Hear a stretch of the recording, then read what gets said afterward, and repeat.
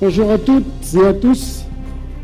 Nous sommes heureux et honorés de vous accueillir à la deuxième édition du Forum We Exchange 2023, qui a fait le choix cette année de traiter de l'innovation sociale qui est en mouvement et qui ambitionne également d'apporter des réponses durables avec vous aux défis sociaux que connaît notre pays. Alors, le Forum We Exchange qui nous est proposé par la Fondation Abdelkader Ben Salah et ses partenaires se veut un lieu incontournable où les acteurs que vous êtes tous, que nous sommes tous, nous nous engageons durant toute une journée à proposer et à créer des solutions pour relever les défis majeurs auxquels est confronté notre pays. Alors, ces défis majeurs complexes nécessitent en effet de multiplier les espaces de débat, d'échange, de discussion et surtout d'action collective pour innover et faire avancer le progrès social. Nous vous invitons donc à voyager ensemble tout au long de cette journée et surtout de plonger au cœur de cette dynamique exceptionnelle que nous offre le Forum We Exchange, où les idées se rencontreront, les partenariats se forgeront et où les actions transformatrices prendront vie. Alors j'ai envie de vous poser cette question. Est-ce que vous êtes prêts? Oui. J'entends pas très bien. Est-ce que vous êtes prêts? Oui. Bien, merci.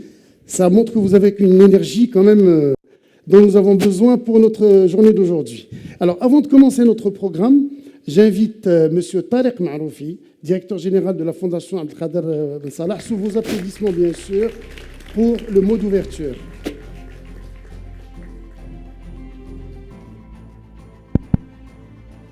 Bonjour. Bienvenue à toutes et à tous à la deuxième édition du Forum We Exchange de la Fondation Abdelkader Ben Salah. Alors, avant de commencer rapidement de vous parler de cette édition, j'aimerais demander à l'équipe qui a organisé cette journée de se lever pour l'applaudir. Merci à tout le monde et bravo. J'aimerais aussi demander à nos modérateurs qui ont fait un travail extraordinaire pendant plus d'un mois pour préparer les débats et avec les intervenants aussi de se lever pour les applaudir. Vous ne voulez pas vous lever? Sinon, je vais vous nommer. Merci beaucoup en tout cas. Alors, le Forum We Exchange, aujourd'hui, il a choisi le thème de l'innovation sociale en mouvement, des réponses durables aux défis sociaux. Pourquoi ce choix? En fait, depuis 2018, la Fondation a essayé de mener régulièrement le débat sur l'innovation sociale comme un levier important du progrès social au Maroc. Pourquoi? Parce que, d'une part, ces dernières années, nous sommes en train de vivre des transformations en profondeur dans le monde entier et au Maroc. Les défis se renouvellent, s'exacerbent et deviennent de plus en plus complexes. Et d'une part, l'État a fait sa mue, a fait un travail de réflexion et a proposé un projet de société sous la forme du nouveau modèle de développement, bien sûr, auquel toutes les forces vives de la société ont participé. Donc aujourd'hui, l'État, en termes de progrès social pour toutes et tous, il a aujourd'hui une feuille de route qui est définie. Le secteur privé essaie aujourd'hui de se positionner sur ces questions de progrès social et essaie de définir sa participation à travers ses stratégies et ses initiatives de responsabilité sociale. Bien sûr, sur les deux propositions, on peut avoir des avis divergents ou convergents, mais il y a aujourd'hui des offres qui se dessinent. Reste le tiers secteur. Le tiers secteur qui a une longue expérience d'engagement pour le progrès social, pour développer des solutions. Et aujourd'hui, il arrive à un moment où lui aussi doit opérer sa mue, proposer une nouvelle façon de contribuer justement à ces efforts de progrès social. Et nous croyons à la Fondation Abdelkader Ben Salah que l'innovation sociale comme approche, qui essaie de développer des solutions en profondeur sur les problématiques sociales, en travaillant avec tous les acteurs, est une approche aujourd'hui qui apporte des solutions concrètes. Et aujourd'hui, tout au long de la journée, que ce soit dans les panels, que ce soit dans les sessions parallèles, et que ce soit dans la cérémonie de remise des prix des projets qui ont été primés par le Moroccan Social Innovation Awards, on va voir des solutions concrètes portées par le tiers secteur, qui dit qu'aujourd'hui, ce n'est pas un rôle aujourd'hui à dessiner, mais c'est un rôle qui prend forme partout au Maroc, surtout au niveau régional. Et donc nous avons fait le choix aujourd'hui de mettre la lumière sur ces solutions, de donner la voix ou la place à la voix du tiers secteur essentiellement pour qu'il puisse exprimer sa façon de voir les choses et comment aujourd'hui, à travers les projets qu'il met en œuvre, il arrive à proposer des solutions en collaboration avec les autres secteurs, mais surtout essayer de créer un moment de connexion entre ces initiatives parce qu'on a besoin de renforcer ce travail collectif et cette intelligence collective qui permet de faire avancer ensemble le tiers secteur vers justement sa place en termes de collaborateurs, de contributeurs de force pour le progrès social. Toute la journée, Inch'Allah, on aura des panels de débat ou des acteurs qui vont s'exprimer sur les défis sociaux, mais aussi on aura l'occasion de vous présenter la première édition du baromètre de l'innovation sociale que nous avons annoncé l'année dernière au Exchange de juin 2022. C'est un baromètre aujourd'hui qui a fait un travail de recherche et d'enquête auprès de plus de 200 acteurs et que nous avons eu la chance et le privilège de le réaliser en partenariat avec notre partenaire HEM Research Center, surtout la chaire Innovation sociale. Donc, et il va vous présenter un état des lieux, T0 2023, de l'écosystème de l'innovation sociale, justement à qui on demande de jouer ce rôle, Inch'Allah. Comment il se comporte, quels sont les défis, quels sont les freins, quels sont les accélérateurs et quelles sont les propositions aujourd'hui qu'il avance. J'espère que ça sera un outil qui va vous aider, nous aider tous acteurs, tous secteurs confondus, à avoir quelques éclairages qui nous permettront justement de dessiner, Inch'Allah, notre action à partir de 2023-2024. Merci beaucoup. Je vous souhaite un agréable moment d'échange et surtout n'hésitez pas de vous connecter, Inch'Allah. Merci. Merci, Monsieur Tariq Maroufi, pour ce mot d'ouverture.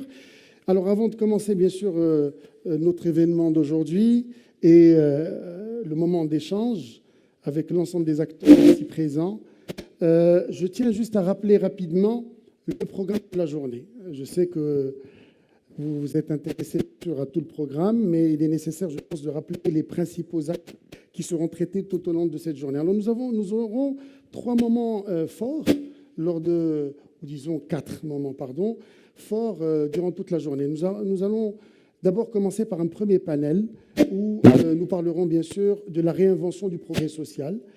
Après une pause que nous allons marquer, nous allons passer à un deuxième panel où nous parlerons, comme l'a mentionné si bien Tariq Maroufi, du baromètre de l'innovation ainsi que ses résultats. Et puis, après une pause déjeuner, ensemble, nous allons lancer les sessions de discussion simultanée sur les 5 thématiques qui représentent les 5 défis majeurs que connaît notre pays, à savoir l'éducation, la santé, la culture, l'inclusion et l'environnement. Et juste après la fin des sessions...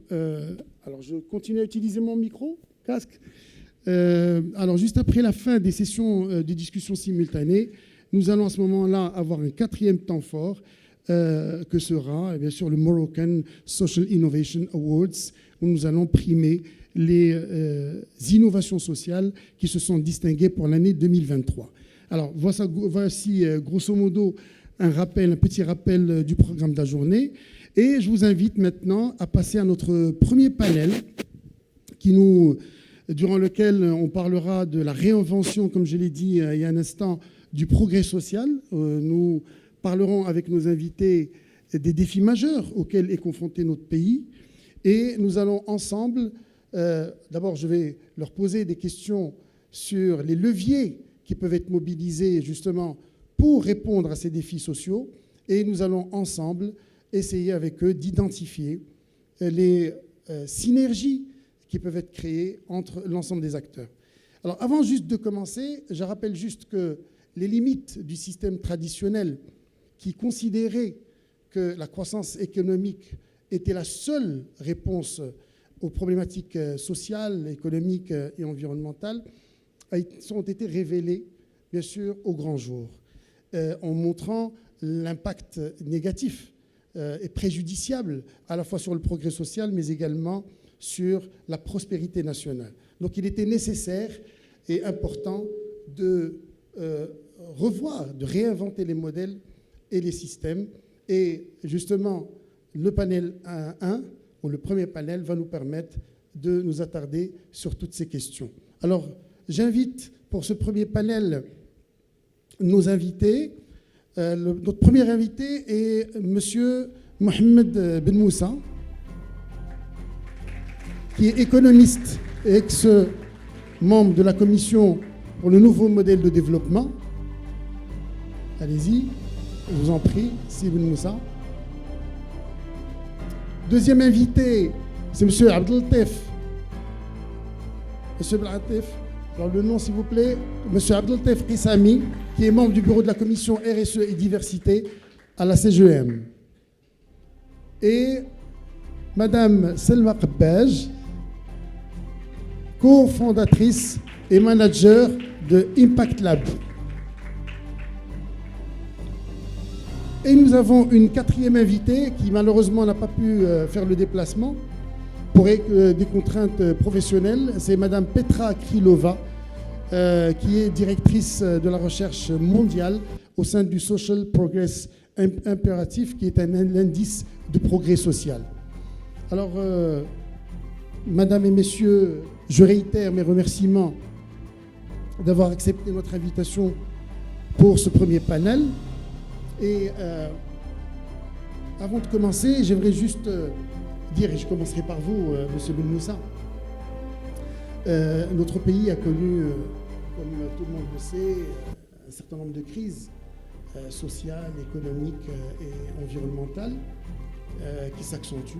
Et nous l'avons d'ailleurs vu avec la récente pandémie du Covid. Nous l'avons vu également avec l'impact ou les effets du séisme que nous avons tous connus sur un certain nombre de régions du Maroc. Et l'ensemble de ces crises, comme j'ai dit, sociales, économiques et environnementales, notre pays, avec l'impulsion royale, a pu s'en saisir pour en faire une opportunité, pour à la fois changer les modèles, changer les systèmes, changer aussi les modes de gouvernance, la gestion des affaires publiques, et a décidé justement de lancer ou d'adopter un nouveau modèle de développement, justement pour jeter les bases d'un Maroc équitable, inclusif et durable. Moi, j'aimerais vous poser une question, puisque vous étiez membre de la commission du nouveau modèle de développement.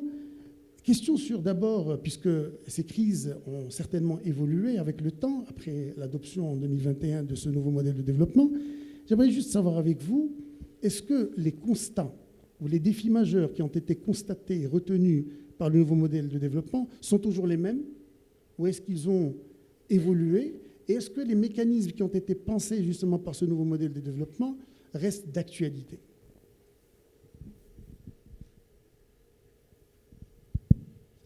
Merci Singadi et à l'ensemble de l'équipe de direction de la Fondation Ben Salah de m'avoir invité ce matin à cet échange sur un sujet intéressant. Combien vous me donnez de temps pour répondre à vos deux questions? Allez-y, moi je favorise, comme je vous l'ai dit, on favorise l'interaction. Je vous laisse d'abord développer pour ces deux premières questions et on essaiera d'interagir avec les participants. Avant de répondre, pardon, j'ai oublié un petit détail. Bon, quand on oublie quelque chose, il faut le dire. Avant de commencer d'abord les réponses, je voulais d'abord vous inviter à vous inscrire. Alors, nos amis de la régie, si vous pouvez juste nous montrer rapidement le QR code, juste de vous pluguer à ce QR code et ça vous permettra de vous poser en tout cas toutes les questions que vous voulez. Et moi, je me chargerai justement de poser vos questions au fur et à mesure qu'on évolue dans la discussion. Désolé, Monsieur Ben Moussa. Avec plaisir. Moi, je vous dirais un peu comment est-ce qu'on a pensé le développement économique et social dans le nouveau modèle de développement. Quelle est la feuille de route qu'on a proposée à nos concitoyens et qui a recueilli, j'allais dire, un sentiment positif assez général, puisque l'ensemble des forces vives de la nation ont contribué à l'élaboration de cette feuille de route et les plus hautes autorités de la nation ont accueilli ce chemin stratégique avec une appréciation extrêmement positive. Ensuite, pour ce qui concerne les politiques publiques qui sont effectivement mises en œuvre et l'adéquation ou l'inadéquation des politiques publiques par rapport au nouveau modèle de développement et par rapport au plan stratégique, j'en parlerai pas dans mon propos liminaire, plus tard dans le débat si vous le souhaitez. Ce qui m'intéresse d'abord et avant tout, c'est quel est le chemin qu'on a proposé. D'abord, première question, quels sont les enjeux? Quels sont les défis sociaux? C'était votre première question. Ils sont nombreux, ils sont importants. Et ces défis, je considère qu'aujourd'hui, ils restent évidemment d'actualité, peut-être même davantage, lorsqu'on prend en considération les faits nouveaux auxquels nous avons été confrontés, la pandémie de la Covid-19 lors de l'élaboration, pendant l'élaboration de la feuille de route stratégique, et malheureusement, il y a quelques semaines, un séisme qui a frappé la nation et qui a plongé dans l'effroi, dans la douleur, dans le deuil, la nation marocaine. Ces défis sont les suivants. D'abord, et je vais aller un peu à contresens volontairement pour vous titiller et créer le débat. D'abord, c'est un défi de croissance économique. Il n'existe pas. La croissance économique n'est pas un défi économique, c'est un défi social. Il n'existe pas d'expérience de pays capable de redistribuer une richesse qu'il n'a pas produite. C'est une équation insoluble. Et donc, le premier défi social, c'est de créer de la richesse et de créer de l'économie, de créer une croissance économique. Or, de mon point de vue, c'est le principal ou un des principaux défis sociaux de notre pays, puisque nous avons connu, on va dire, sur les 2 dernières décennies, 2 périodes assez contradictoires. Une première partie de la décennie 2000, avec une dynamique assez forte en termes de croissance économique, et malheureusement, la décennie 2010-2020, un affaissement redoutable de la dynamique de croissance économique et de création de richesses, si bien que le PIB per capita, la richesse produite chaque année par citoyen et citoyenne marocain, eh bien, stagne autour de 3 000, 3 200 $, ce qui est un défi social majeur. La conséquence de cet affaiblissement de la croissance économique, c'est qu'on crée peu d'emplois. Toujours pendant cette décennie 2000, nous avons créé, bon an, maintenant, 140 à 145 000 emplois nets chaque année, sachant que nous avons besoin de créer entre 250 et 300 000 emplois chaque année. La décennie 2010-2020, nous avons chuté de 50%. Nous avons baissé à 70 000 emplois nets annuellement. Si vous regardez le rythme de croissance économique ces 3-4 dernières années avec la pandémie, vous verrez que nous avons chuté à 7,2% en 2020 du fait de la pandémie, après avoir eu un rythme de croissance de 2,9% en 2019. Puis nous avons rattrapé ce retard en 2021, plus 7,9%. Et 2022, malheureusement, une mauvaise année, à peine 1,2%. Et cette année, on sera autour de 3,2%. Donc, premier défi, c'est créer des richesses, créer de l'économie, créer de l'emploi net. Deuxième défi, c'est quand on a créé de la richesse, il faut qu'il y ait une distribution équitable de cette richesse. Distribution équitable entre tous les citoyens, entre toutes les catégories sociales, entre toutes les générations, entre tous les territoires du royaume. Et pour cela, l'économie de marché, qui est le principe même sur lequel repose notre économie, est contre-performante par ses propres mécanismes. Il faut qu'il y ait l'intervention de l'État. La main invisible du marché est insuffisante. L'État doit intervenir pour redistribuer les revenus et les richesses de façon équitable et réduire les disparités. Là aussi, nos résultats sont très faibles, dans le sens où nous avons connu une aggravation des disparités sociales. puisque lorsque vous regardez les statistiques officielles du Haut Commissariat au Plan, vous constatez que les 10% les plus riches de la nation consomment 11 fois plus que les 10% les moins riches. Et encore, ces statistiques sont fortement contestables parce qu'on n'a pas de statistiques dans notre pays qui mesurent le niveau des revenus et le niveau des patrimoines. C'est des statistiques totalement inexistantes. Tout ce qu'on essaie d'approcher, c'est le niveau de consommation, considérant que la consommation pourrait être un indicateur du niveau de richesse. Donc ce biais est considérable. Comme on n'a pas une idée sur les patrimoines détenus au Maroc et détenus à l'étranger. Et donc, on voit bien qu'en termes de consommation élémentaire, les disparités sont très importantes. L'indice de Gini ici, qui calcule le niveau de l'équité ou l'inéquité sociale, s'est aggravé, puisqu'au moment où le nouveau modèle de développement a été pensé, l'indice de Gini était à 38,5%. Plus il se rapproche de 0%, plus le pays est équitable. Plus il s'éloigne de 0%, il se rapproche de 100%, ou de 1, comme vous voulez, plus le pays est inéquitable. Nous étions à 38,5%. Il y a 20 ans, nous étions à 42%. Donc vous voyez, à peine 4 points gagnés en 20 ans d'efforts. Malheureusement, au moment où je vous parle, nous avons dégradé notre indice de Gini du fait de la pandémie de la Covid-19 et du fait également des chocs inflationnistes. Aujourd'hui, nous sommes à 40,5%. Autre élément qui démontre que la redistribution est lacunaire dans notre pays, ce sont nos jeunes, ce qu'on appelle les NEETs, terme froid, glacial, c'est-à-dire les jeunes qui ne sont pas ni en éducation, ni en formation, ni en situation de travail. Bien, ces NEETs sont estimés autour de 4,5 millions de Marocaines et de Marocains âgés de 15 à 34 ans. Et si on réduit le champ, on prend les 15-24 ans, c'est à peu près 1,6 million. C'est un enjeu majeur. C'est un des enjeux de société les plus importants pour notre pays. Et enfin, en termes de redistribution, ce sont les femmes qui contribuent très faiblement à la création de richesses, puisque le taux d'emploi des femmes, lorsque le nouveau modèle de développement a été pensé, il était autour de 19%. Imaginez, 8 femmes sur 10 ne contribuent pas à la création de richesses. C'est un défi majeur pour notre pays. Et l'ambition du nouveau modèle de développement est toujours de porter ce taux d'emploi à 30%. Le problème, c'est que nous avons encore une fois reculé sur cet indice. Nous sommes actuellement, le dernier chiffre connu, c'est, qu'actuellement, fin mars 2023, chiffre du HCP, nous avons baissé de 19 à 17%.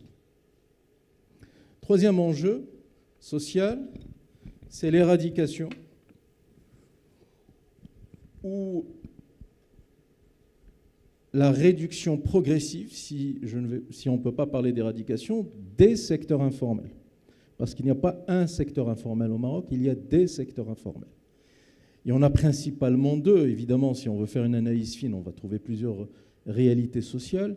Mais grosso modo, il y a deux grands secteurs. Il y a un secteur informel à l'égard duquel l'État doit être empathique, à l'égard duquel l'État doit avoir une attitude, une politique volontariste d'aide, de soutien, d'intégration, de structuration. C'est l'informel de subsistance.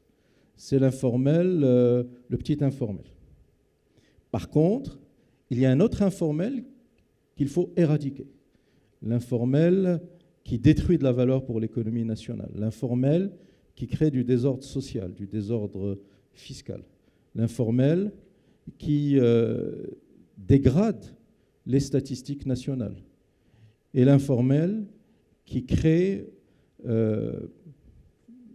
davantage d'injustice sociale dans notre pays. C'est l'informel dit industriel ou organisé, où vous avez de véritables mafias qui sont en dehors de tous les circuits de statistiques officielles, de déclarations aux organismes sociaux, de déclarations aux administrations fiscales, qui mobilisent des volumes de chiffre d'affaires qui se comptent en milliards, dizaines, voire centaines de milliards de dirhams, je pèse mes mots.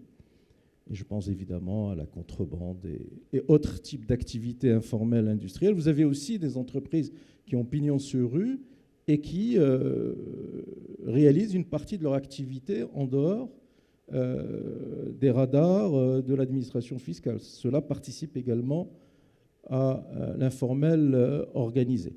Et ça, c'est un troisième défi social important. Quatrième défi social, il y en a 5, c'est l'éducation et la santé. Alors évidemment, on a fait un chemin important depuis 2 décennies. Nous avons réussi la massification de l'éducation. Nous avons quasiment généralisé l'éducation dans notre pays. Sauf que cette massification s'est accompagnée d'une dégradation de la qualité de l'éducation.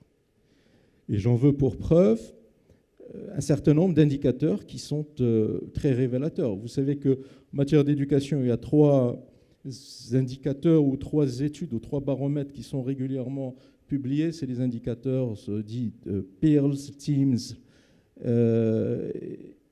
où le Maroc est malheureusement régulièrement classé en avant-dernière position dans l'échantillon de pays qui sont évalués et qui mesurent le niveau d'apprentissage, la capacité de lecture, de compréhension de texte, ou même les capacités de calcul arithmétique simple. On estime que les 2/3 de nos enfants, au terme du primaire, ne savent pas lire. Terminer le primaire sans savoir lire. Vous avez, je pense que les chiffres ont diminué depuis 2 ans, mais au moment de l'élaboration du nouveau modèle de développement, il y avait plus de 400 000 jeunes Marocaines et Marocains qui quittaient l'enseignement public chaque année. Un échec total. Et enfin, vous avez un taux de chômage de diplômés supérieurs relativement élevé, beaucoup plus fort dans l'enseignement ouvert à tous par rapport à l'enseignement dit à accès régulé, avec une connexion assez faible entre le monde universitaire et le monde de l'entreprise. Pour ce qui concerne la santé, nous avons un problème quantitatif et qualitatif. Quantitatif dans le sens où l'effort budgétaire de l'État est faible. Cette année, en 2023, l'État consacre 28 milliards de dirhams au ministère de la Santé, ce qui représente à peu près 7,5% du budget général de l'État, qui est de 377 milliards de dirhams. C'est un effort considérable qui est fait, mais ça reste encore très très loin de ce qu'il devrait être. Durant la décennie 2010-2020, en moyenne, l'État consacrait 5% du budget général de l'État au ministère de la Santé. Et ensuite, à partir de la fin des années 2010, c'est-à-dire à partir de 2019-2020, il y a eu une prise de conscience que le déficit était majeur et l'État a commencé à faire un petit peu plus d'efforts. On est passé à 5,5%, puis 6%, et cette année, c'est le record, c'est 7,5%. C'est toujours très faible par rapport à la norme dite internationale recommandée par l'Organisation mondiale de la santé, qui est plutôt de l'ordre de 13% du budget général de l'État. Je disais quantitatif et qualitatif, parce que l'offre de soins publics est répartie de façon inégale dans notre pays, suivant les territoires. Le taux de couverture sociale reste encore faible, même si on a fait un chemin important grâce au projet de généralisation de la protection sociale, dont Sa Majesté vient encore de parler à l'occasion du discours d'ouverture de la session parlementaire vendredi dernier. Lorsque le nouveau modèle de développement a été pensé, il y avait à peu près 38-40% des Marocains qui n'avaient pas de couverture sociale, avec l'effort de généralisation, avec cette fusion à Mohamed. Aujourd'hui, on a baissé à 30%. Le chemin est encore important, mais cette évolution favorable est à souligner. Et enfin, les dépenses de santé des citoyens sont toujours, malgré tout, couverts à hauteur de 59 à 60% par les budgets personnels des citoyens, et non pas par la couverture sociale. Dernier enjeu, dernier défi social, c'est les choix des politiques publiques qui ne me semblent pas être pertinents au regard de cet impératif de progrès social. L'État, et continue à le faire d'ailleurs, depuis 2 décennies, priorise les investissements dans les infrastructures. Nous avons 300 à 350 milliards de dirhams d'investissements publics programmés dans les lois de finances, les taux de réalisation aussi autour de 70%, et l'investissement public, ce qui est une anomalie, ce qui est intenable, insoutenable pour nos finances publiques, représente 2/3 de l'investissement national. Et un des enjeux pour les 3-4 années à venir, encore une fois rappelé par le souverain, c'est d'inverser cette proportion pour que le secteur privé puisse, lui, porter les 2/3 de l'investissement national, aujourd'hui un simple tiers, et que l'effort d'investissement public soit maintenu au même niveau, mais qu'en termes relatifs, il ne représente plus qu'un tiers. Alors dans ces choix, on priorise les infrastructures au détriment de tout ce qui est immatériel. L'investissement dans la connaissance, l'investissement dans la culture, l'investissement dans le sport, l'investissement dans des activités qui vont justement avoir un impact rapide et puissant sur le progrès social. De la même manière, lorsqu'on voit la répartition de l'investissement public et également la répartition géographique de la croissance économique, on se rend compte que 3 régions seulement, sur les 12 régions que compte notre pays, pèsent pour 60% de la création de richesse, ce qui est un défi également important. Enfin, il faudrait noter en matière de choix publics que le Maroc a souscrit aux objectifs de développement durable des Nations Unies. Il y a un rendez-vous qui est fixé en 2030. Si nous restons dans cette dynamique, ce rythme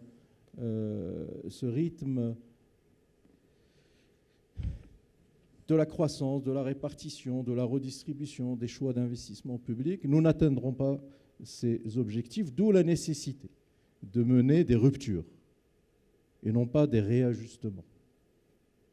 Des ruptures.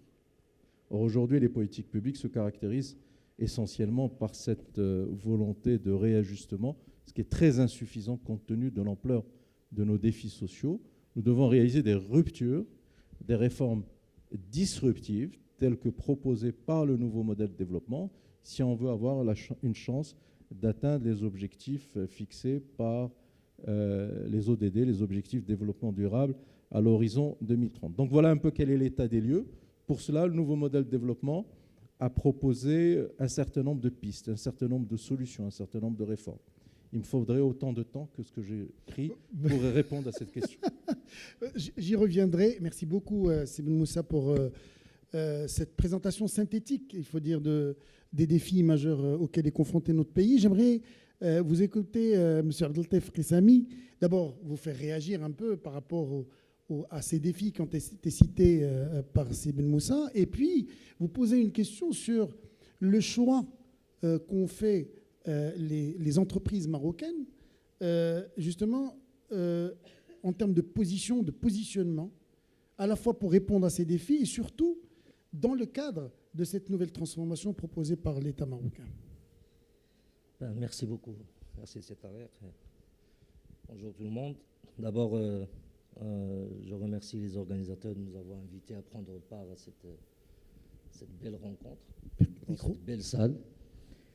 Et en plus, c'est une opportunité aussi pour voir plusieurs visages. Il faut dire que personnellement, ça fait pas mal de temps que je n'ai pas rencontré plusieurs visages. Il faut dire que le dernier mois, on était pris, je viens de Marrakech, donc on était très pris par le séisme qui a frappé, comme ça a été bien dit par Sibn Moussa, notre nation, et par la région de l'Haus, où là, les provinces qui ont été touchées.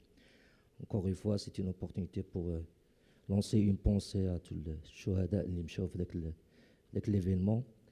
Moi, ce qui m'a frappé, je voudrais commencer par ça, parce que j'ai fait une promesse à un douar Imintela. Certainement, vous l'avez beaucoup suivi sur le réseau. J'ai fait une promesse à quelques personnes qui sont restées en ville, alhamdoulilah, avec le douar, de parler d'une petite expérience en lien avec le sujet. GTA, sous l'égide, dans l'entreprise là où je travaille, sous l'égide du groupe, on en parlera peut-être à titre d'illustration par la suite, en train de préparer des projets en lien avec l'économie, le tiers secteur, en lien avec les coopératives qui allaient être lancées incessamment. La coopérative Imintala, malheureusement, la première chose quand je suis allé voir, dès qu'on a reçu de toute façon, j'étais là, c'est-à-dire pour aller voir le constat, toutes les femmes membres de la coopérative sont décédées. Donc moi, j'ai fait la promesse de rendre hommage à l'esprit de la coopérative Imintala, aux femmes de la coopérative Imintala, chaque fois que je parlerai de le monde et le développement social et territorial. Ça, c'est un passage, c'est un peu, je commence un peu pour préparer un peu les éléments de langage par la suite. J'ai écouté attentivement le topo, le diagnostic qui nous a été fait par Selim Moussa, je le remercie. Donc les 4 ou les 5 défis qu'il a projetés. Je ne sais pas si je dois orienter la réponse dans le sens un peu de voir l'avenir, c'est-à-dire comment concrétiser les recommandations issues du nouveau modèle de développement et positionner le secteur privé que je représente dans ce panel, la commission RSE et diversité de la CGN, dans sa nouvelle mission, la mandat, qui inclut essentiellement l'innovation sociale et la promotion de l'entrepreneuriat social comme principaux leviers d'intervention de cette commission. Ou bien revenir juste un peu en arrière pour dire en 2 mots ce qui me dérange personnellement ou mes inquiétudes. Ma première inquiétude, en lisant le rapport du nouveau modèle de développement de la commission et en assimilant un peu les orientations de ce nouveau, c'est le fait d'entamer déjà le débat sous l'angle de 3 secteurs. Moussa était en train d'évoquer le sujet de l'éducation. Moi, j'ai démarré ma carrière il y a plus d'une vingtaine d'années dans le ministère de l'Éducation. À l'époque, en 1998, on parlait de 350 000 enfants qui quittent l'école c'est-à-dire avant la fin du cycle du collège. Et on est toujours dans cette... Et toutes les réponses qui ont été apportées, que ce soit que ce soit dans le programme CGLI, tous les programmes qui ont été mis en place, c'était une vision sectorielle. Donc déjà le fait, peut-être au niveau de l'appellation, parler de l'État, secteur privé et secteur tiers secteur ou bien l'économie sociale, j'ai bien peur que les efforts par la suite qui vont être déployés pour la déclinaison des orientations stratégiques soient vus dans un angle sectoriel. Toutes les démarches sans la convergence, sans qu'il y ait des organes de régulation qui lient les interventions des uns des autres dans une synergie parfaite sur le terrain en lien avec les bénéficiaires directs, risquent d'avoir un peu... Je sais qu'il y a des réponses qui ont été apportées dans le nouveau, mais peut-être Selim Moussa pourra les développer par la suite. Un exemple concret, c'est ce qu'on a vécu à la région de l'Haouz, Taroudan, Chichawa, Azila, Ouarzazate, les 5 provinces qui étaient impactées.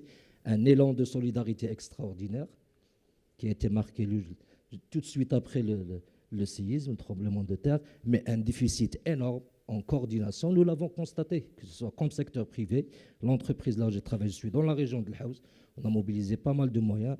La société civile qui s'est organisée d'une façon organisée au individuel, c'est-à-dire le citoyen marocain, et l'État qui était face à un énorme défi. Mais nous avons constaté concrètement sur le terrain un énorme déficit en coordination pour pouvoir apporter une réponse, je dirais entre guillemets, pas sectorielle, mais structurée et organisée. Pour pouvoir, c'est un passage. Le deuxième volet pour répondre à ta question, c'est par rapport au secteur privé. La CGM, représentant un peu les entreprises économiquement structurées, etc., nous avons été très actifs au sein de la commission qui a travaillé sur le nouveau modèle. Nous ne pouvons qu'adhérer à toutes les recommandations qui ont été c'est-à-dire fixées dans le cadre de la vision, je dirais, de tout le pays avec tous les acteurs concernés. Particulièrement, je pourrais parler, je passe sous votre contrôle, les autres objectifs, c'est que le tiers secteur devrait aboutir à 8% du PIB comme indicateur chiffré. La création du nouveau emploi, on a parlé de 70 000 emplois qu'on a perdus en net les dernières années, mais on vise la création de 50 000, si je me trompe, me corriger, 50 000 emplois par année net au niveau de ce secteur. Ma question est la suivante. Est-ce que ces emplois n'existent pas? Je pense qu'ils existent, mais ils existent dans une situation précaire. Sinon, on ne pourrait pas, c'est-à-dire on est dans l'esprit, et peut-être c'est ce qu'il faudra développer par la suite, c'est qu'il y a des emplois qui sont déjà là, à travers les coopératives, les associations, des initiatives, je dirais d'autoprise en charge, etc., mais qui devraient professionnaliser. Donc le secteur privé, il pourrait se positionner. Notre vision est de se positionner sur plusieurs angles. Premier angle, c'est d'appuyer les entreprises pour pouvoir aboutir au développement de ce qu'on pourrait appeler des entreprises de mission, favorisant la création de la valeur économique, bien sûr. Et je suis totalement aligné que d'abord, c'est un problème de croissance économique, mais j'ajouterai le mot croissance économique durable et inclusive pour pouvoir assurer le lien, ou les panels, les bridges, le secteur privé et le secteur dont on parle. Favoriser le développement de ces entreprises à mission sociale qui doivent créer de la valeur économique, une valeur structurée, organisée, chiffrée, évaluée et mesurée. C'est le mot ça, on a parlé tout à l'heure, l'absence de statistiques sur les revenus. On essaie d'approcher les niveaux de revenus à travers la consommation. Une approche de statisticien que je suis de formation, une approche qui est totalement pour moi, ou la quasi totalement biaisée, pour pouvoir refléter quel est le niveau revenu. Ça, c'est le premier volet. Le deuxième volet, c'est en termes de diversification des financements. Des financements, l'État doit jouer son rôle, bien évidemment, et quand je parle du secteur privé qui devrait développer, innover, en concertation, et là je reviens à l'idée de concertation entre tous les acteurs, les trois pôles, État, secteur privé et économie sociale, diversifier les sources de financement. Comment est-ce que les entreprises du secteur privé, du moins c'est comme ça qu'on le conçoit comme notre mission, favoriser un écosystème au niveau territorial surtout, au niveau local, pour pouvoir promouvoir la création, l'incubation de ces entreprises sociales à mission, les entreprises qui créent de la valeur économique, mais dans une perspective d'impact social et durable. Le troisième volet, c'est la professionnalisation. Moi, je ne suis pas du tout d'accord avec la vision qu'il faudra développer. Il faudra consolider l'existant. Je suis très conscient, j'ai travaillé dans le développement communautaire particulièrement à travers plusieurs casquettes professionnelles. Je suis conscient que si on est là, si l'État, par exemple, a orienté les 2/3 de ses investissements vers l'infrastructure, ça veut dire qu'il y a une valeur qui n'a pas cessé d'être créée dans des zones lointaines, dans des zones enclavées. Il faudra juste accompagner pour professionnaliser ces acteurs et afin de les rendre beaucoup plus au niveau autonome. Là, je vois aussi un apport considérable du secteur privé, parce que le secteur privé, ce n'est pas seulement des opportunités de financement, ce n'est pas seulement des investissements, mais c'est un savoir-faire qu'il faudra dupliquer dans un modèle, je dirais, micro, au niveau de l'écosystème. Je me limiterai à ces trois volets, peut-être il y en a d'autres, pour laisser un peu de temps à notre intervenant et voir un peu comment... Merci beaucoup, c'est Abdeltafri Sami. Madame Selma Rbej, désolé de vous faire patienter un tout petit moment. Nous devions avoir avec nous Madame Petra Krylova, je l'ai dit tout à l'heure, qui représente l'indice du progrès social. Et elle n'a pas pu être avec nous aujourd'hui, mais elle nous a concocté une vidéo durant laquelle elle nous présente très brièvement, en tout cas, le dispositif général du rapport qui a été publié par cet indice du progrès social en 2022 et qui parle justement de la situation du Maroc, du progrès social au Maroc. C'est un outil qui fournit à la fois aux décideurs, mais également aux citoyens ordinaires les meilleures données sur la santé sociale et environnementale de leur société et qui leur permet également de prioriser les actions qui accélèrent le progrès social. Alors, je vous laisse juste avec cette vidéo. Alors, la régie, s'il vous plaît, si vous pouvez lancer cette vidéo et on reprend la discussion tout à l'heure. Mesdames et messieurs, chers collègues, I am delighted to be able to contribute to this year's Re-Exchange Forum, organized by the Abdelkader Ben Salah Foundation. First and foremost, I want to express my deepest condolences to those affected by the recent tragic earthquake. I want to congratulate all of you for your work on advancing social progress in Morocco. I know, based on the Social Progress Index data, that Morocco has indeed made significant achievements in improving the lives of its peoples. The Social Progress Index is a unique tool for rethinking and redefining how we measure the success of our societies. By only taking into account social and environmental indicators, we can better unpack and understand the relationship between economic means and tangible outcomes for our societies. Such analysis allows us to see that there is indeed a strong and positive relationship between social progress and economic performance measured by GDP. This relationship demonstrates that for every level of economic performance, countries achieve vastly different levels of social progress. The index strives to measure outcomes, not inputs. That means not measuring the number of teachers or hospitals, the budgets countries spend on safety, or the laws that are in place. Instead, it measures how healthy and educated people are, if they feel safe and consider their rights and freedoms protected. The index is a significant research effort and is a robust metric of the health of our societies. However, it is not meant to be an academic exercise and really aims to be an actionable tool, enabling all key stakeholders to work together and achieve social progress, leaving no one behind. The index approach and methodology have been applied all around the world by policymakers, business and civil society leaders, as well as academia. The Social Progress Index framework considers social progress as the capacity of a society to meet the basic human needs of its citizens, establish the building blocks that allow citizens and communities to enhance and sustain the quality of their lives, and create the conditions for all individuals to reach their full potential. To evaluate country performance on each of these dimensions, we must decompose them further into specific actionable components: nutrition, water, shelter, safety, education, information, health, and environment, rights, freedoms, inclusiveness, and advanced education.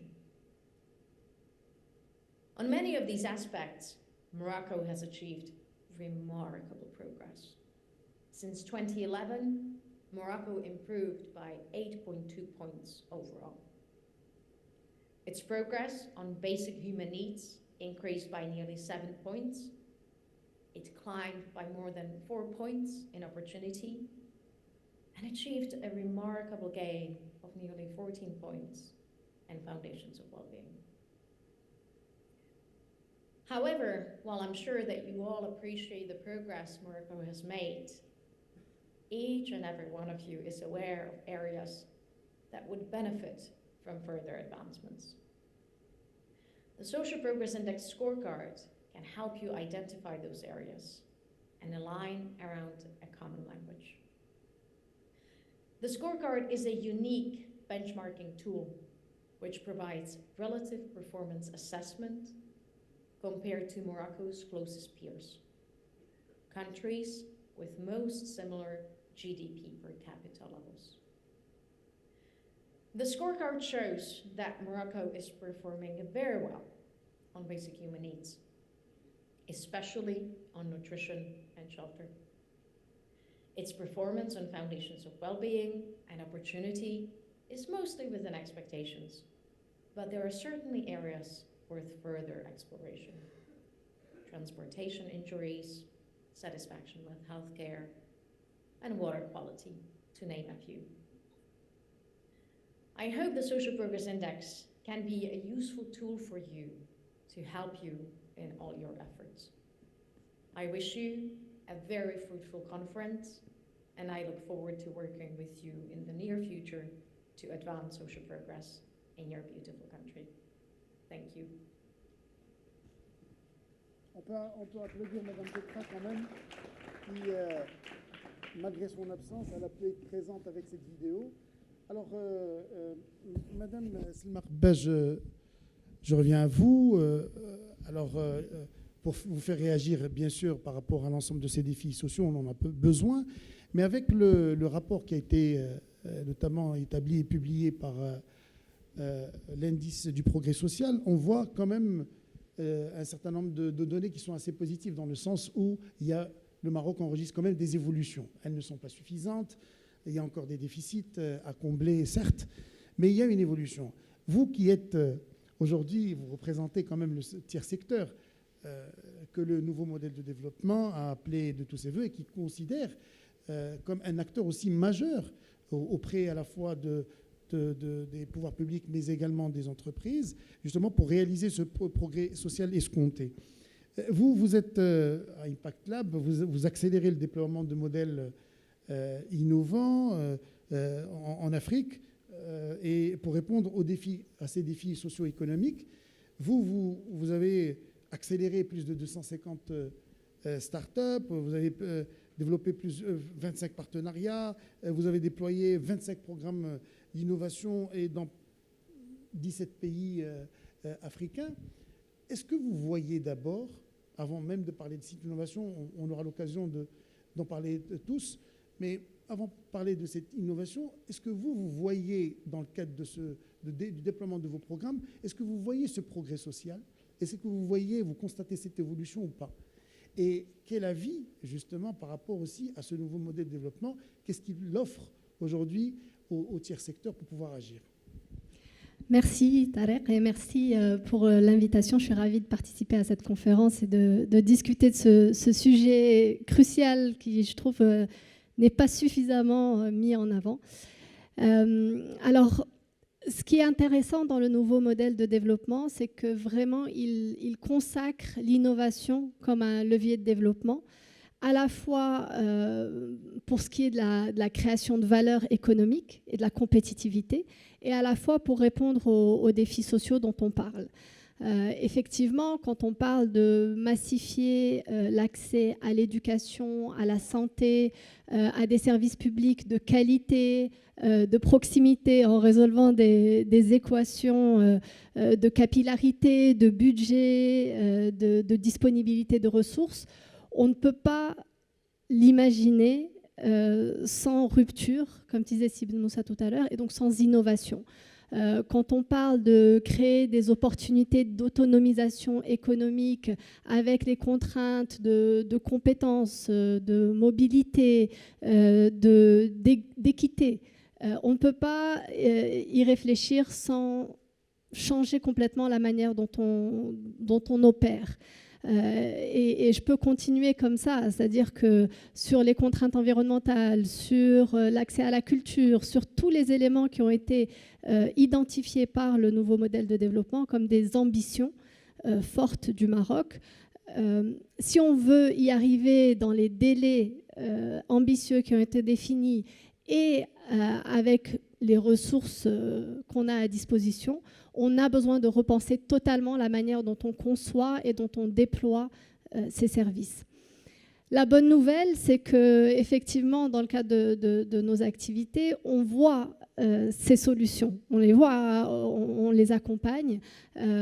Pour donner quelques exemples peut-être concrets, dans le domaine de la santé, on a une start-up marocaine qui s'appelle Dipeco qui automatise les analyses d'échographie fétale pour détecter les malformations, les maladies et diminuer le taux de mortalité des fœtus et des mamans.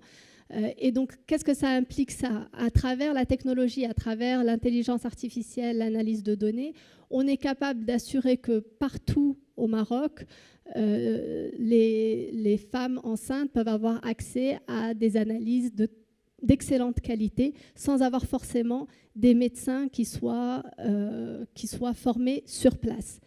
Pareil, dans l'éducation, on a une start-up qui s'appelle MathScan qui permet de diagnostiquer les lacunes en mathématiques des élèves et de proposer des exercices de remédiation. Donc, à travers aussi la technologie, ils sont capables d'identifier quelles sont les compétences que l'élève a ratées et finalement proposer des exercices qui permettent de rattraper ces compétences. C'est des choses qui existent, qui sont démontrées, qui ont fonctionné. Je peux donner un autre exemple sur les défis environnementaux. On a une start-up dans l'agritech qui s'appelle Sowit, qui est pas capable d'optimiser sur la base d'analyse d'images l'utilisation de l'eau, l'utilisation de produits chimiques en agriculture, qui est un enjeu majeur pour la durabilité de l'agriculture et de notre économie de manière générale. Donc aujourd'hui, c'est très intéressant de voir cette multitude finalement de solutions qui ont pu être démontrées, qui portent leurs fruits, dont l'impact est réel et qui peuvent aujourd'hui être déployées à échelle pour venir répondre à ces challenges et ces ambitions définies par le nouveau modèle de développement. En préparant ce panel, vous me disiez que le tiers secteur, il est là pour faire la démonstration, mais il ne peut pas aller au-delà de ça pour faire peut-être faire évoluer les choses à grande échelle. Quels sont, à votre avis, ce qui empêche justement d'y arriver? Mais finalement, en fait, on revient à ce qu'on disait tout à l'heure. Pour réussir, on a besoin de convergence. Et chaque acteur a un rôle précis. Donc, pour moi, le rôle du tiers secteur, c'est d'apporter cette capacité d'être en contact de proximité avec la réalité du terrain, les bénéficiaires, les gens qui souffrent des problématiques dont on parle. C'est cette capacité à adopter et à mettre en œuvre de nouvelles méthodologies, de nouvelles technologies, de nouveaux réseaux. C'est cette capacité à agir de manière optimale, en logique d'expérimentation, en logique de réduction de coûts, etc. Mais après, on a besoin des autres parties prenantes pour vraiment avoir un impact dans la durée et un impact à grande échelle. Et ces autres parties prenantes, effectivement, il y a l'intervenant public qui a besoin de définir le cap. Ça, c'est aussi un point qui revient beaucoup dans le nouveau modèle de développement. Donc le cap est très important parce que c'est lui qui assure la convergence des efforts et la convergence des ressources qui sont limitées par nature. L'État aussi a un rôle clé d'assurer un peu le cadre de confiance, de collaboration.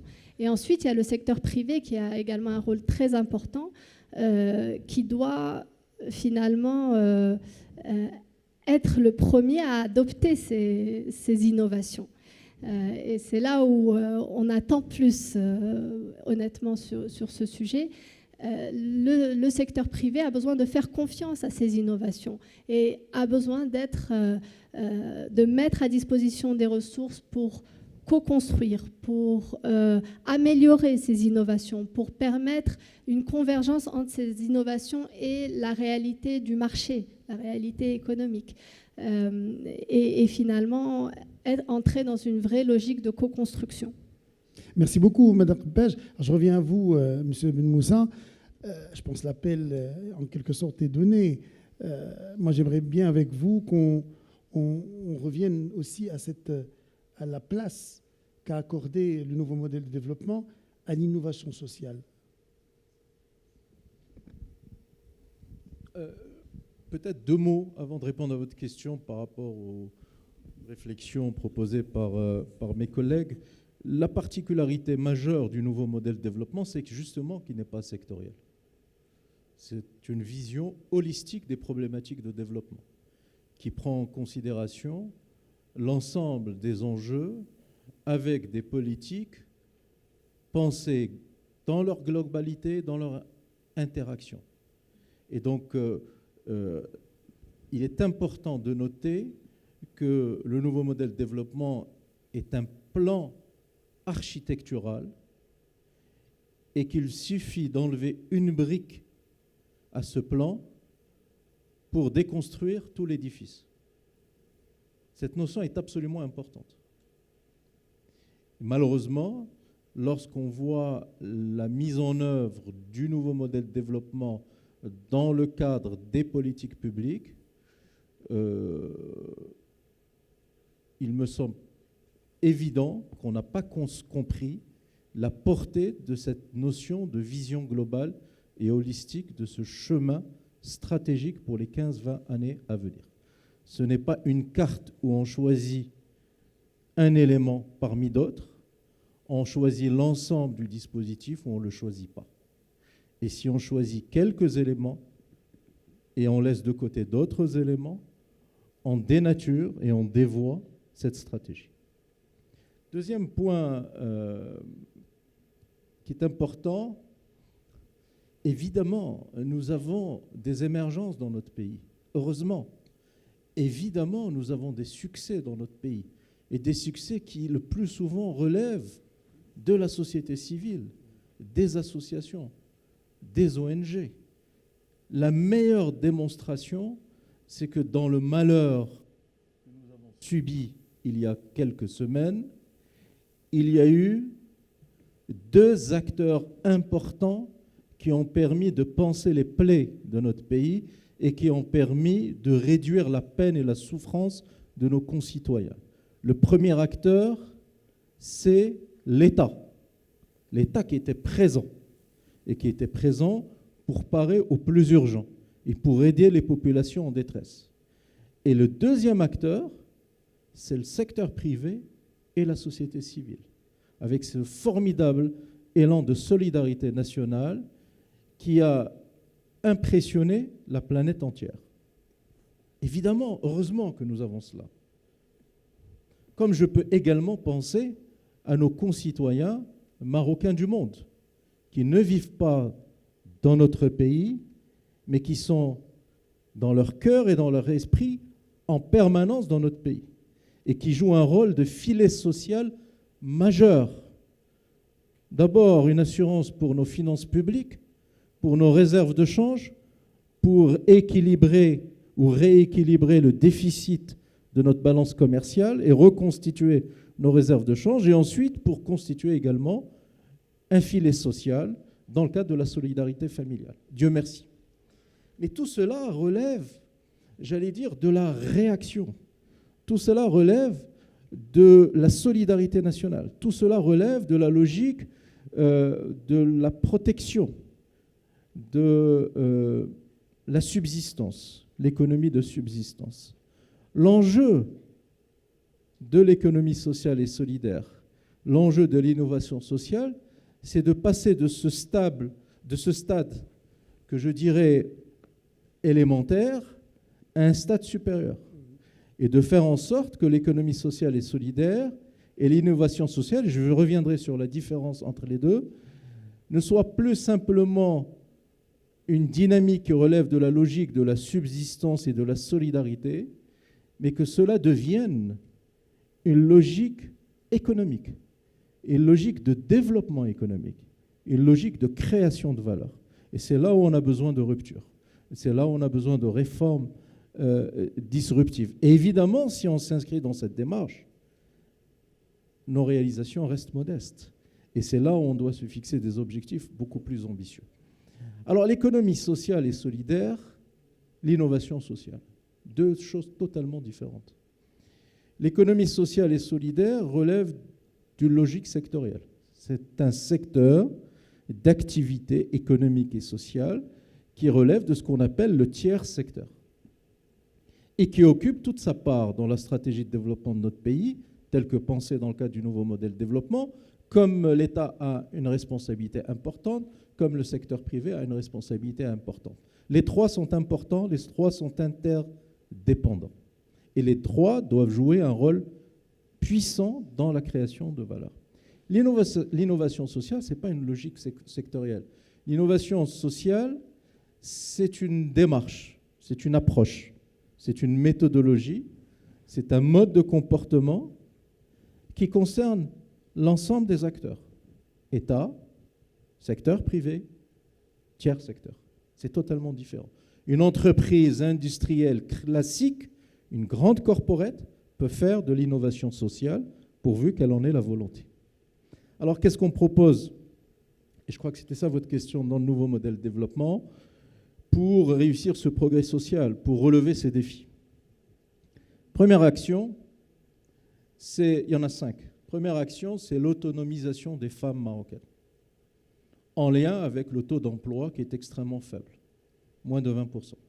C'est un enjeu majeur. C'est un enjeu majeur. Ce pays ne pourra pas se développer sans les femmes marocaines. Et le développement du pays est entre les mains des femmes marocaines. Ça, je crois que c'est un point fondamental. Il y a des marges de progression dans l'emploi des jeunes diplômés, dans l'emploi des personnes qui sortent de la formation professionnelle. Il y a des marges de progression. Mais il y a un monde nouveau à conquérir dans l'emploi des femmes et dans la contribution des femmes à la création de valeur. Pour cela, il faut libérer les femmes. Il faut casser les chaînes. Les chaînes sont dans notre droit, les chaînes sont dans notre culture, les chaînes sont dans nos comportements. Il faut les casser. Si on veut que les femmes marocaines contribuent fortement à la croissance économique, à la création de richesses, il faut tout faire pour faciliter l'insertion des femmes dans l'emploi, dans l'entreprise. Ce qui veut dire les protéger dans les moments, on va dire, de fragilité, pendant les grossesses, pendant la période où elles sont obligées d'être absentes pour allaiter leur bébé.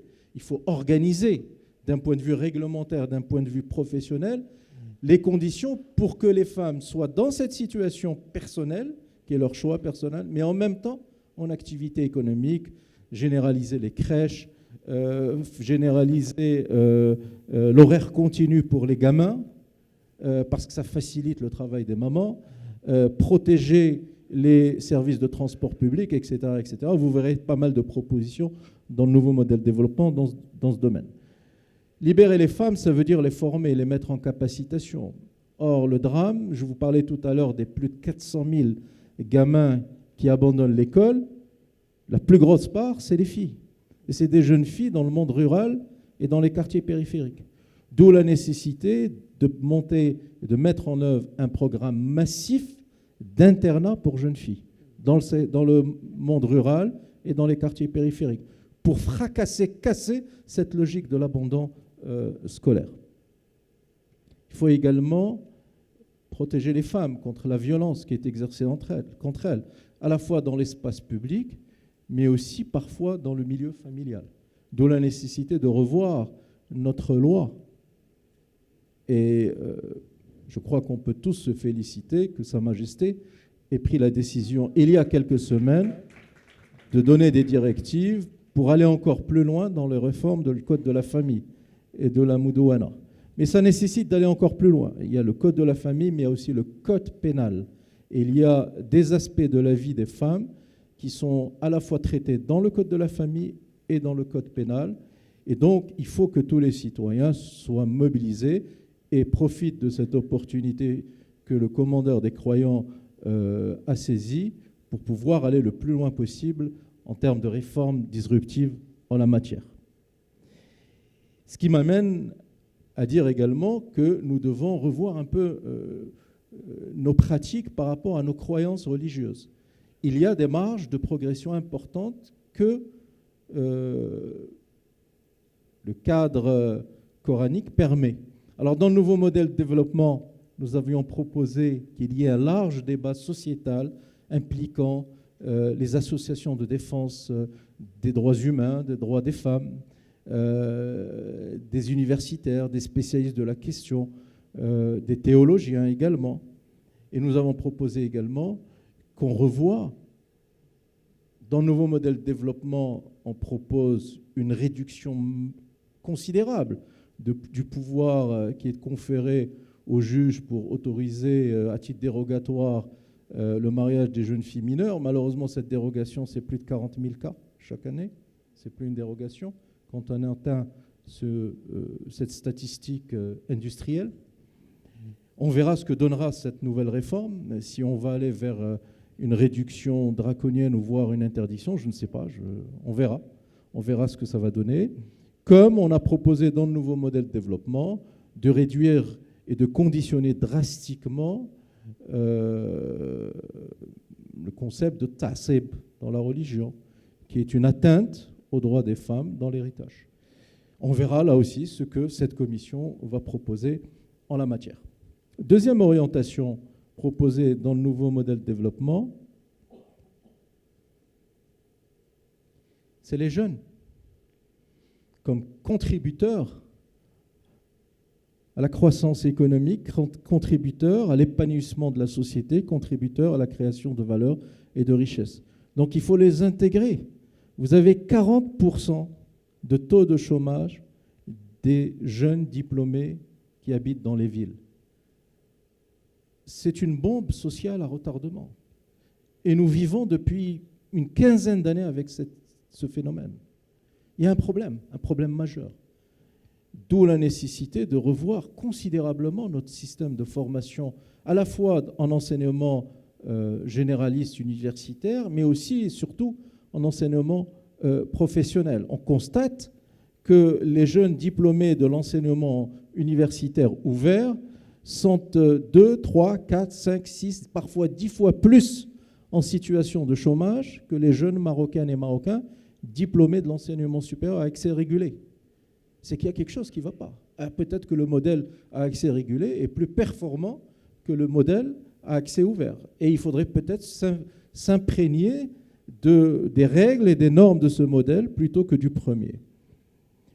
Il faut valoriser la formation professionnelle, ouvrir des passerelles pour les gamins, des passerelles entre l'école, le lycée, le collège, le lycée, le monde de l'entreprise, développer des cadres favorables, incitatifs pour les stages, les contrats d'apprentissage, les contrats en alternance, et évidemment permettre à la jeunesse de s'exprimer à travers l'art, à travers la culture, à travers des activités d'épanouissement des jeunes.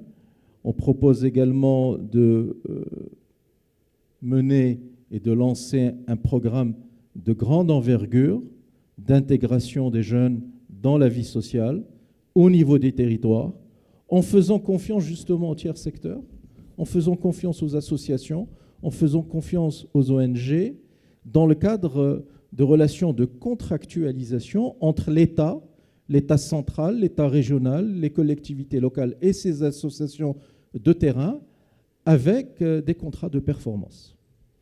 Enfin, on propose de développer un service civique pour les jeunes de quelques mois jusqu'à 2 ans sur la base du volontariat, avec une rémunération symbolique, mais qui serait une première expérience professionnelle pour les jeunes qui rentreraient dans leur parcours d'apprentissage et qui leur faciliterait l'accès au monde professionnel. Et ce programme serait évidemment parfaitement adapté aux fameux 4,5 NEETs marocains, 4,5 millions de NEETs marocains. Si vous pouvez aller plus vite, M. Moussa, sur les 3 autres. Écoutez, je peux m'arrêter. Je vous ai parlé des 2 axes, il y en a 5. Mais allez-y sur les 3 qui restent. Alors, je les citerai simplement, si vous voulez que j'aille sans les développer. Le 3e axe ou la 13e proposition, c'est la culture. La culture est un vecteur de création de richesse, immatérielle et matérielle. La culture est un instrument d'emploi, est un instrument d'épanouissement, c'est un instrument de progrès social et c'est un instrument de soft power pour le royaume. Dans l'espace afro-méditerranéen ou euro-africain, c'est comme vous voulez. Et dans le nouveau modèle de développement, il y a une multitude de propositions en la matière. 4e axe, c'est tout le système de généralisation de la protection sociale. J'y reviendrai pas. Sa Majesté en a parlé à plusieurs reprises et il observe ça de près et il fixe des échéances. Vous avez vu qu'il a fixé une échéance de quelques mois avant la fin de l'année. Et donc, l'exécutif a intérêt à être au rendez-vous de cette échéance. En termes de généralisation de la couverture sociale sanitaire, les allocations familiales et le revenu de dignité. Enfin, dernier axe, et non des moindres, c'est le développement de l'économie sociale et solidaire. Je n'ai pas le temps de rentrer dans le détail. Je ferai un focus sur un élément important, c'est qu'il faut qu'il y ait un cadre réglementaire ou 2-3 éléments importants parmi une dizaine que je pourrais citer. Il faut qu'il y ait un cadre légal et réglementaire qui permet d'unifier le cadre juridique de l'économie sociale solidaire, alors qu'aujourd'hui c'est éclaté c'est diffracté entre différents cadres, ce qui ne favorise pas la cohérence. Des associations, les coopératives, les mutuelles, les entreprises à mission, etc. Deuxièmement, il faut que l'État soit un partenaire du développement de l'économie sociale et solidaire en faisant confiance aux acteurs du tiers secteur et en généralisant la délégation de services publics aux acteurs du tiers secteur. L'INDH, dans la version 3, est une expérience réussie avec des associations têtes de réseau qui ont contractualisé des missions avec des contrats de performance avec le ministère de l'Intérieur. C'est lesquelles associations têtes de réseau elles-mêmes contractualisent avec d'autres associations un peu moins structurées, un peu plus fragiles sur le territoire. Ce modèle est à reproduire et à généraliser. Enfin, il faut du financement. Et le financement, là aussi, c'est les politiques publiques. Et financer le développement de l'économie sociale et solidaire nécessite une politique de redistribution puissante, ambitieuse. Parmi les instruments de financement, c'est la consécration d'une partie des recettes de la TVA au financement des activités de l'économie sociale et solidaire, en développant non seulement les subventions, les aides financières, mais surtout le financement. Sortir de la logique de l'assistance et de l'aide à la logique du co-développement, de la co-construction, de la création de valeur. Donc, consacrer une partie de la recette de TVA au financement de l'économie sociale et solidaire et flécher ces recettes vers ce secteur, créer un impôt de solidarité sur le patrimoine non productif et spéculatif, dont les recettes seraient fléchées vers l'économie sociale et solidaire. C'est une recommandation du nouveau modèle de développement, mais qui malheureusement n'est pas reprise dans nos politiques publiques. C'est également augmenter les taxes intérieures de consommation sur les produits dits nocifs et flécher ces recettes-là aussi vers l'économie sociale et solidaire et créer des systèmes incitatifs avec des crédits d'impôt, avec des avantages financiers et fiscaux pour les fondations, pour les entreprises classiques qui développent une volonté de se transformer en entreprise à mission, qui modifient leur raison d'être, leur business model, et qui décident de s'intégrer dans une démarche de partage de valeur équitable avec l'ensemble de leurs parties prenantes. Voilà, je m'arrête à ce stade. Merci beaucoup, Sibn Moussa. Serki Sami, quelle place vous accordez à l'innovation sociale et quelle contribution des entreprises marocaines dans l'émergence et la promotion de cette innovation? Bien. Bon, j'avais apporté déjà quelques éléments de réponse lors de ma première intervention. Ouais. Et je savais qu'on doit... Là, avant de développer quelques éléments en complément, je voudrais bien réagir à deux. Déjà pour les startups, je retiens l'ouverture de la nécessité que le secteur privé soit orienté vers le... Et c'est la démarche qui est entamée par pas mal d'entreprises, où il n'est pas très, très visible. Mais peut-être il y a lieu aussi de tisser des relations un peu de win-win dans le sens d'orienter particulièrement les éléments de recherche vers des solutions que l'entreprise privée pourrait adopter. Je ne pense pas qu'un homme d'affaires ou qu'un investisseur va rejeter toute opportunité économique, toute opportunité créative de la valeur, bien évidemment, comme j'ai dit tout à l'heure, en combinant la création de la valeur économique avec la création d'une valeur durable, inclusive pour toutes les parties prenantes de l'écosystème. Je pense qu'il y a encore des mécanismes qu'il faudra mettre en place et dans le nouvel modèle de développement, ça, on en a parlé. Le deuxième volet, c'est en termes du rôle de la société civile d'une façon globale, et je reviens à l'illustration du séisme. Pas mal d'acteurs se sont mobilisés. Sibn Moussa, tout à l'heure, il a bien répondu, c'est-à-dire d'abord l'État était présente, deuxièmement le secteur privé et la société civile. Mais qu'en est-il des collectivités locales? C'est une question que je lance à la salle. Qu'en est-il des collectivités locales et quels sont les organes ou des modalités d'appui qu'on pouvait imaginer? Et réponse est restituée à pas mal de déficits de communication et de coordination à l'échelle territoriale qui devraient être joués par les collectivités locales. Pourquoi j'évoque ce point? Parce que qui représente ces populations? Qui représente? C'est les collectivités locales. Donc il y a une notion déjà au niveau d'une vision de responsabilité sociale, il y a toujours des difficultés de représentativité des parties prenantes, d'autant plus si on parle tiers secteur ou bien on parle de l'économie sociale et solidaire, les difficultés de qui représentent ces femmes, ces jeunes, ces populations qui sont en attente des initiatives de développement, c'est un problème majeur. Et là, je vois un rôle déterminant des collectivités locales qui devraient être inscrits en ligne avec toute stratégie ou déclinaison. Ça a été bien dit par Sidi Moussa aussi que le fait, tout à l'heure quand j'ai parlé de la sectorialité, j'ai bien dit que ma peur et ma crainte, c'est dans la déclinaison de cette vision en termes de politique publique et ça a été confirmé. Maintenant, peut-être on dirait que c'est une période de transitoire, peut-être l'avenir, d'ici l'année prochaine, on verra d'autres mesures. Grâce même aux réformes, Sa Majesté, il a lancé pas mal de chantiers, c'est-à-dire déjà la Modouana, le statut de la femme, de la famille, etc. Il y a pas mal de choses, de perspectives très prometteuses, Inch'Allah. Comment est-ce que le secteur privé pourrait contribuer contrairement, c'est-à-dire à concrétiser cette transformation sociale? C'est comme ça que je voudrais l'appeler. D'abord, par la confirmation de sa raison d'être dans une vision citoyenne, une vision de responsabilité, et insérer ce volet, cet axe d'intervention comme un axe primordial de promotion de l'entrepreneuriat social au niveau de son écosystème. Ça, pour moi, toutes les politiques, parce qu'il faudra se mettre dans la position des entreprises du secteur privé, y compris l'entreprise dans laquelle je travaille. Je travaille dans un secteur capitalistique, je travaille dans le secteur des mines, un secteur qui nécessite pas mal d'investissements. Et croyez-moi que la création de valeur économique, effectivement, malgré, prenant en considération l'engagement de l'entreprise, toutes les initiatives restent limitées tant qu'elles ne sont pas connectées aux autres opportunités offertes à l'échelle territoriale.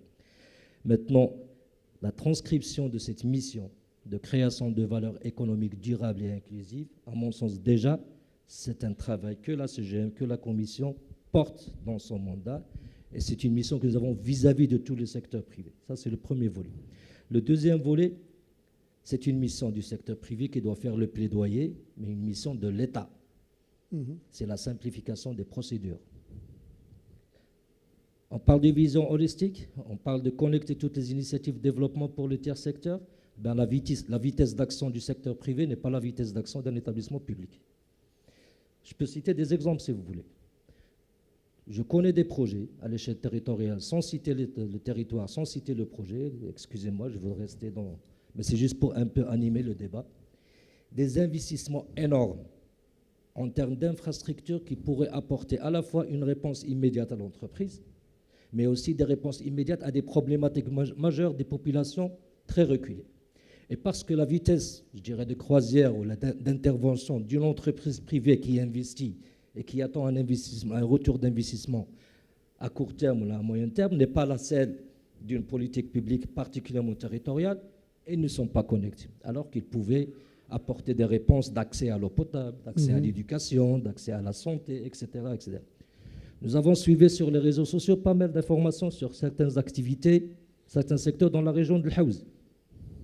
Si des investissements dans les zones lointaines, vers Tizintes, vers Tlatni Yacoub, vers au-delà de Amzmiz, etc., pour citer quelques exemples, étaient concrétisés à cause toujours de ces contraintes de temps, d'action et d'échéance, peut-être on n'aurait pas eu un problème d'enclavement de certaines zones. D'ailleurs, le désenclavement était très facile grâce à la mobilisation de l'État et du secteur privé au niveau de certaines zones, là où il y avait quelques investissements structurés. Ça, c'est des exemples concrets un peu de... Donc, en conclusion, par rapport à la simplification des procédés, par rapport à la convergence, j'estime que l'accélération de la déconcentration, je ne veux pas évoquer le sujet de décentralisation, déjà la déconcentration et doter le territoire de décisions, de pouvoir et d'actions concrètes en y impliquant tous les acteurs concernés pourrait favoriser une approche convergence pour le développement du tiers secteur. Merci beaucoup, Serki Sami, mais j'aimerais, puisque vous abordez le sujet, j'aimerais vous entendre aussi sur comment créer cette synergie entre ces acteurs. Vous l'avez dit en quelque sorte en filigrane, mais j'aimerais bien aussi vous entendre sur cela. Comment on peut créer cette synergie entre les acteurs? Moi, c'est une question qui est elle n'est pas compliquée, mais elle est complexe. D'abord, le secteur privé ne substituera en aucun cas le rôle de l'État, de la collectivité locale ou de la société civile. Ce n'est pas sa mission, ce n'est pas sa vocation. Le secteur privé crée de la valeur, mais il doit la créer d'une façon responsable, durable et inclusive. Moi, j'insiste toujours. Si vous voulez, nous sommes les porteurs du sujet de durabilité au sein des entreprises privées. Nous sommes les premiers défendeurs de cette vision de durabilité au sein de nos structures. C'est une mission qui n'est pas facile. Moi, je la qualifie toujours que les entreprises, c'est entre l'approche économique et l'approche droit. Tu as l'approche droit des parties prenantes et tu as l'approche économique de tes investisseurs, qui est tout à fait normale. Pour moi, ce n'est pas des situations de contradiction. Au contraire, c'est des situations là où tu peux chercher l'optimal, la solution optimale qui conjugue l'approche droit des parties prenantes avec l'approche économique des investisseurs pour apporter une réponse. La difficulté, c'est ça. C'est comment assurer la synergie de mon action avec la synergie des autres actions. Nous avons des expériences. Une des belles expériences que je qualifie de très pertinentes, c'est l'expérience de l'INDH. Au niveau de pas mal de territoires, nous, comme secteur privé, comme d'autres entreprises, ils ont tiré profit des modalités de coordination qui ont été mises en place au sein des comités provinciaux de développement humain pour assurer le maximum de convergence vis-à-vis de ces acteurs. Et c'est des belles, et particulièrement, ça a porté sur l'entrepreneuriat social. Je peux donner l'exemple. Le programme 3 de l'INDH dans sa phase actuelle, qui est l'amélioration des conditions de vie au milieu rural, elle porte essentiellement au développement de l'économie sociale et solidaire. Malgré que ce terme, même au niveau du nouveau modèle de développement, c'est-à-dire on a tendance à comprendre que la vision elle est un peu précaire.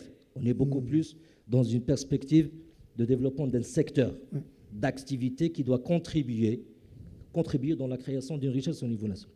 Ces organes, moi je pense, tout à l'heure j'ai parlé de déconcentration. Si on déconcentre pas mal d'attributions du niveau central vers l'échelle territoriale, au moins en termes de réflexion, de développement, nous avons vécu l'expérience des plans de développement régionaux qui devraient être déclinés à l'échelle territoriale et assurer une présence du secteur privé, soit la CGM, soit associations professionnelles ou même acteurs économiques qui sont identifiés à l'échelle territoriale, une présence non pas seulement au niveau des organes de coordination d'action, mais en termes de prise de décision.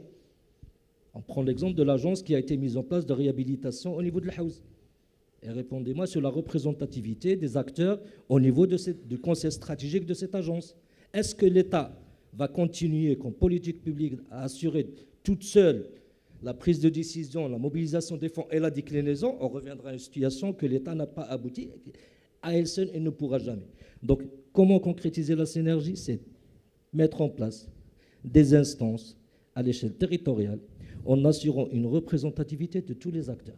C'est des espaces que nous, dans le jargon de la RSE, et Radia elle est là pour me corriger, ces forums des consultations des parties prenantes.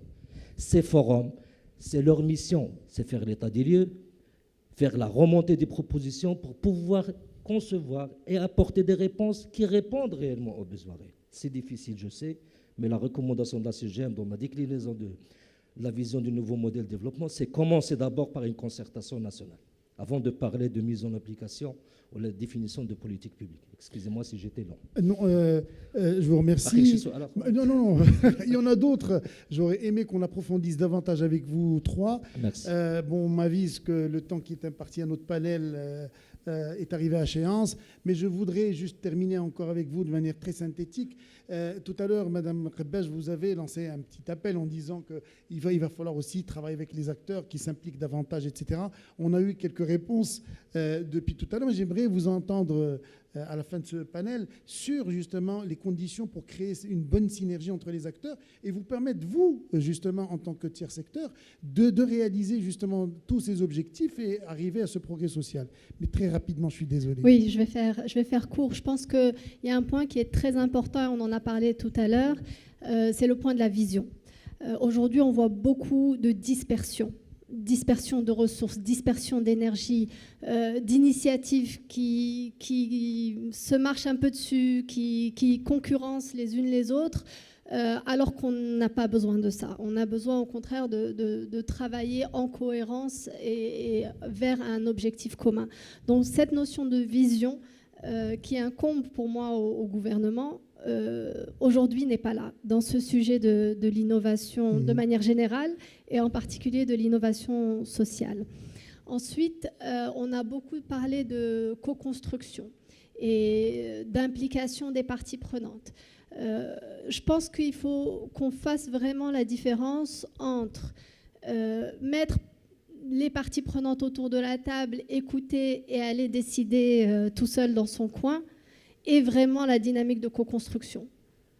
aujourd'hui, je ne vois pas encore cette vraie co-construction. C'est-à-dire, on ne fait pas qu'écouter les parties prenantes, mais on les implique dans la conception. Et au-delà de la conception, on les implique également dans la mise en œuvre. Et ça, c'est vraiment important, parce qu'il ne suffit pas d'aller parler à une centaine de personnes pour dire qu'on a fait de la co-construction. Si au final, ces parties prenantes concernées découvrent ce que vous avez décidé quelques mois plus tard dans un article de journal. Et cette application peut être de quelle nature, par exemple? Un exemple? C'est vraiment dans la réflexion autour des initiatives et le design de ces initiatives de manière collégiale, j'ai envie de dire, en fait. C'est ça vraiment la co-construction. Et ensuite, dans le déploiement également, je pense qu'il faut vraiment qu'on arrive à la confiance nécessaire pour faire faire. Et aujourd'hui, je vois beaucoup d'institutions qui ont du mal avec cette notion de faire faire. Et il y a ce besoin de s'approprier finalement. Et quand on veut s'approprier, il faut qu'on exécute jusqu'au bout, à sa manière, de manière totalement, j'ai envie de dire, autonome dans la prise de décision, etc. Et je pense qu'il faut qu'on dépasse ça, parce qu'il y a des spécialistes, il y a des gens qui savent ce qu'ils font, il y a des ressources disponibles dans ce pays, il y a des compétences extrêmement fortes. Il faut qu'on capitalise plus dessus aujourd'hui. Et ça veut aussi dire accepter qu'il faut les faire monter en compétences des fois. On parle du tiers secteur. C'est un tiers secteur qui a beaucoup fait tout seul, et c'est assez exceptionnel de voir la résilience dont il a fait preuve pour pouvoir démontrer ces émergences dont parlait Sibn Moussa tout à l'heure. Et je pense qu'il faut saluer ça, parce qu'au Maroc, le tiers secteur n'est pas soutenu. Mais il faut aujourd'hui, si on veut capitaliser sur l'ensemble des ressources, il faut accepter qu'il va y avoir une montée en compétences, une structuration, et qu'on est tous responsables de cette montée en compétences, et pas juste les organisations dont on parle. Merci beaucoup, Madame Ripej. Alors, Sibn Moussa, j'ai commencé par vous, je terminerai par vous. En conclusion de ce panel, j'aimerais aussi vous entendre sur ces conditions, justement, pour assurer une synergie entre les acteurs. Oui, c'était un des points que je voulais traiter dans mon mot conclusif. Je disais tout à l'heure que le secteur de l'économie sociale et solidaire était fragmenté, diffracté, notamment en termes réglementaires, et qu'il fallait un cadre général qui traite de l'ensemble des réalités de l'économie sociale et solidaire pour apporter une cohérence. Mais évidemment, ça ne sera pas suffisant. Il faudra créer des passerelles entre les différents acteurs, des synergies, créer des écosystèmes territoriaux, mais il faudra d'abord et avant tout, avoir un chef d'orchestre. Aujourd'hui, l'économie sociale et solidaire est un sous-secteur d'un département ministériel. C'est la plus mauvaise manière de faire. Je rappelle que je vous parle aujourd'hui en tant qu'un des concepteurs, rédacteurs du nouveau modèle de développement, et je ne suis pas redevable des politiques publiques qui sont mises en œuvre. Dans le nouveau modèle de développement, nous avons dit qu'il fallait un niveau de pilotage stratégique le plus haut possible dans l'exécutif, pour prendre en considération cette transversalité de l'économie sociale et solidaire. Et dans notre esprit, sans vouloir nous immiscer dans les affaires d'un exécutif au demeurant relevant d'une extrême susceptibilité dans notre pays, nous avons quand même indiqué qu'il fallait avoir une vision stratégique transversale au plus haut niveau de l'exécutif. Et donc, dans notre esprit, le pilotage stratégique, la mise en cohérence, la coordination et l'arbitrage, parce qu'on ne sera pas toujours tous d'accord sur tout, mais il faudra qu'in fine, quelqu'un prenne une décision et arbitre.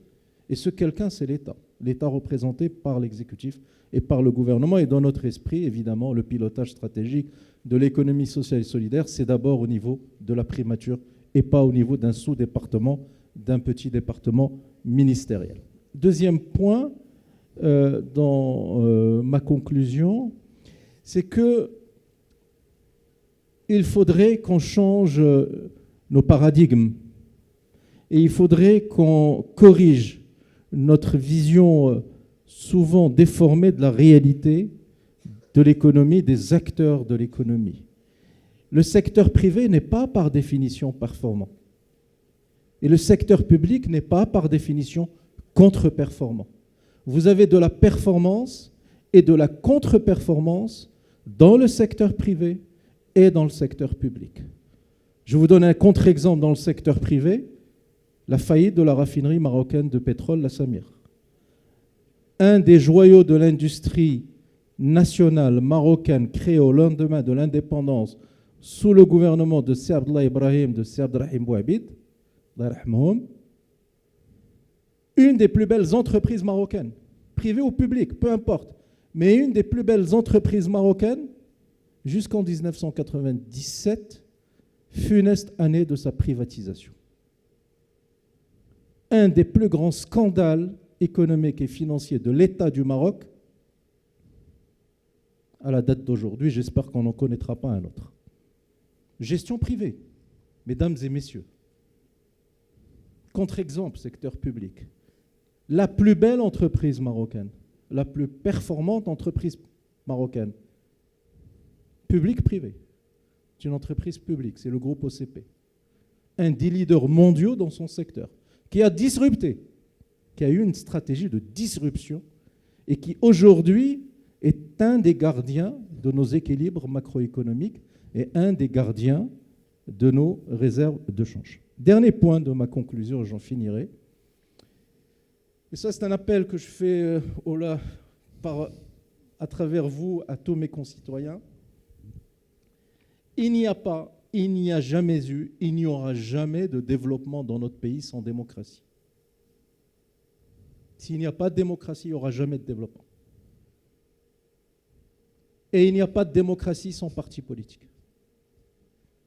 Quels que soient les partis politiques, quelle que soit l'obédience politique, on vote à droite, à gauche, pour tout ce qu'on veut, mais on doit voter. Et donc, moi, je voudrais dire que cette musique lancinante dans notre pays, qui dévalorise, qui ostracise, qui dégrade les partis politiques, les acteurs politiques, sans aucun discernement entre les personnes compétentes et les personnes incompétentes, entre les honnêtes gens et les mafieux et les ripoux, entre ceux qui travaillent pour l'intérêt général et ceux qui travaillent, tout en étant dans la politique, pour leur compte bancaire et leur groupe privé.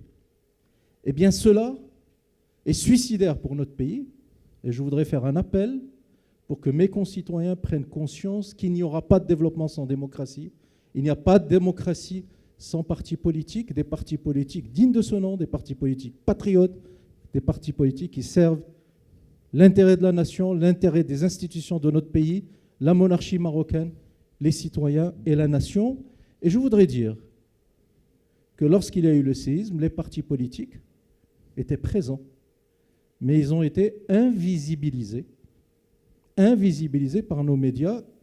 Et je voudrais dire que cela participe d'une démarche qui est contre-productive et suicidaire pour notre pays. Et j'appelle tous mes concitoyens à faire preuve de discernement dans leur approche des partis politiques et surtout à bien mesurer l'importance de la démocratie représentative dans toute démocratie. Merci. Merci, Madame Qbaj, Monsieur Qissami, Monsieur Moussa, merci encore une fois. Je me tourne vers mes amis de l'organisation. Désolé si on a débordé un petit peu. Alors, je vous invite à une pause. On va marquer une pause. Et juste après, on reprend avec le deuxième panel avec Radia, ma collègue Radia Cheikh Lahlo. Merci à tous.